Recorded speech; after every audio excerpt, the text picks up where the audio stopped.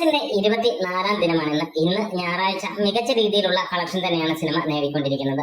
മഴയില്ല ഇന്നത്തെ ദിവസം, പക്ഷേ മഴയുണ്ടെങ്കിലും ഇല്ലെങ്കിലും സ്റ്റഡി കളക്ഷൻ ആയിട്ട് തന്നെയാണ് സിനിമ മുന്നോട്ട് പോകുന്നത്.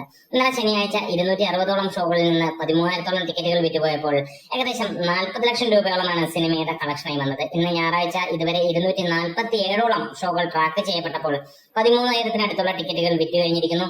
20 ലക്ഷം രൂപയ്ക്ക് അടുത്താണ് ഇപ്പോൾ തന്നെ നമുക്ക് ട്രാക്ഡ് കളക്ഷൻസ് വന്നിരിക്കുന്നത്. അതായത് ഒരു 30 ലക്ഷം രൂപ വരെ ആയിരിക്കാം ഇന്നത്തെ ട്രാക്ഡ് കളക്ഷൻ. അതായത് 45-50 ലക്ഷം രൂപ വരെ എത്താനുള്ള ചാൻസുകൾ ഏറെയാണ്. ഒക്യുപ്പൻസി വളരെയധികം കൂടിയിട്ടുണ്ട്. ഞായറാഴ്ച ആയതുകൊണ്ട് തന്നെ നല്ല ലെവലിലുള്ള തിരക്ക് കാണാൻ കഴിയുന്നു എന്നുള്ളതാണ്.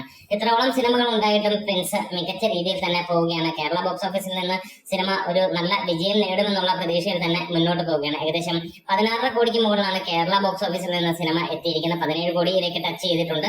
വേൾഡ് വരെയായിട്ട് സിനിമ 25 കോടി ടച്ച് ചെയ്ത് മുന്നോട്ട് പോവുകയാണ്. എന്തായാലും പ്രിൻസ് എന്ന സിനിമ ദിലീപിന്റെ ഒരു പെർഫെക്റ്റ് ഫാമിലി എന്റർടൈനർ ആയിട്ട് തന്നെ നടക്കുന്നു. ജനപ്രിയ നായകന്റെ ജനപ്രിയ അല്ലെങ്കിൽ ജനപിന്തുണ എന്ത് എന്നുള്ളത് നമുക്ക് പ്രിൻസിലൂടെ കാണുകയാണ്. ഒരു എബോ ആവറേജ് മൂവി ആയിട്ട് വന്ന ഈ ഒരു സിനിമ ഇന്ന് ജനങ്ങൾ ഏറ്റെടുക്കുകയാണ്. ആദ്യമൊക്കെ വലിയ രീതിയിലുള്ള ഡിഗ്രേഡിംഗ് ഉണ്ടായിരുന്നെങ്കിൽ പക്ഷേ സിനിമ പിന്നീട് നല്ല ലെവലിലുള്ള ഒരു സ്റ്റഡി കളക്ഷനായിട്ട് മുന്നോട്ട് പോകുന്ന കാഴ്ചയും കാണാൻ കഴിയുന്നു. തുടക്കത്തിൽ ഒട്ടുമിക്ക ദിനങ്ങളിലും സിനിമയ്ക്ക് 80 ലക്ഷം രൂപയ്ക്ക് മുകളിലാണ് ട്രാക്ഡ് കളക്ഷൻസ് വന്നത്. അതായത് 1 കോടിക്ക് മുകളിലാണ് ആദ്യ 5 ദിവസത്തോളം സിനിമയുടെ കളക്ഷനായിട്ട് കേരള ബോക്സ് ഓഫീസിൽ നിന്ന് തന്നെ വന്നത്.